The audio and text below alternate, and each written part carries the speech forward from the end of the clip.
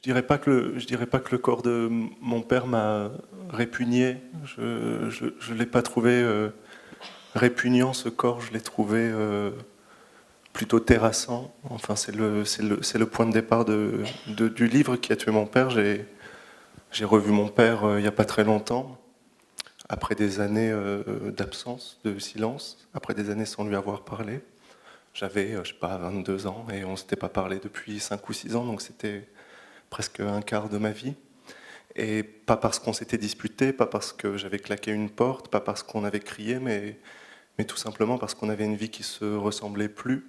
Mon père est un homme qui a été ouvrier dans le nord de la France, très jeune. Il a été ouvrier d'usine à la chaîne. Il a eu le dos broyé par, je le raconte dans le livre, par un accident d'usine quand il avait une trentaine d'années, ce qui l'a paralysé. Il n'a pas pu faire d'études. Ses parents ont arrêté l'école à 14 ans. Lui a aussi arrêté l'école à 14 ans.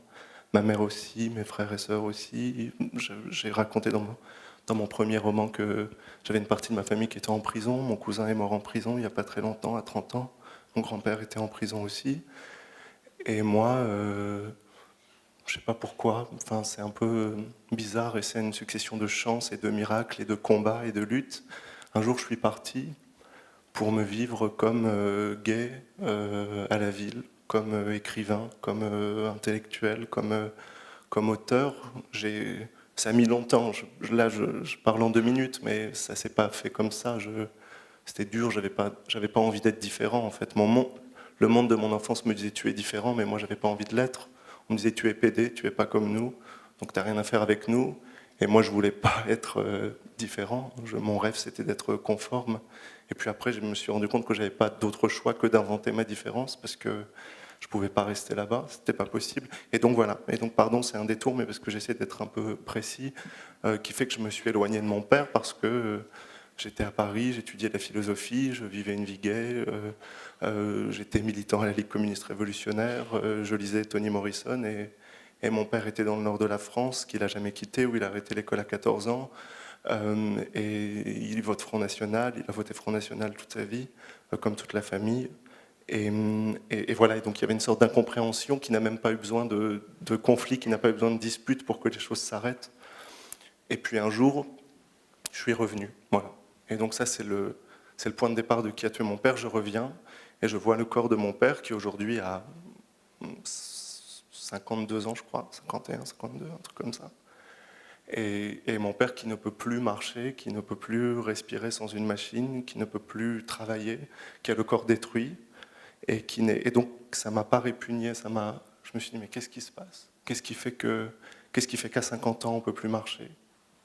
Qu'est-ce qui fait qu'à 50 ans on peut plus respirer alors que d'autres peuvent? Et donc c'était un sentiment d'injustice que j'avais très fort. J'étais vraiment en colère. Je parle même pas de son appartement, de l'endroit où il vit, de la misère, de la dépossession.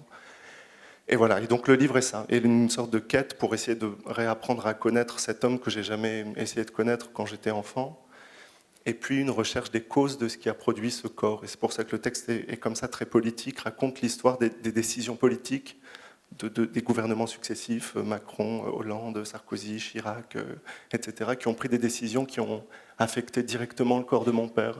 Et donc le texte est politique, mais dans la mesure où la politique, pour quelqu'un comme mon père, c'est quelque chose d'aussi intime qu'une histoire d'amour, aussi intime qu'une rencontre, que les sorties au café. Pour lui, voilà, 5 euros d'appel en moins, ça voulait dire ne pas manger pendant 2 jours. C'est ça que ça veut dire. C'est pas une décision, enfin, c'est une décision politique, mais pour lui, c'est ça que ça veut dire. C'est pas des mots, c'est pas des idées, c'est est-ce que je vais manger ce soir ou pas. Et donc c'est pour ça qu'il y a une sorte de paradoxe. Mais pardon, je suis un peu bavard, je suis comme ma mère.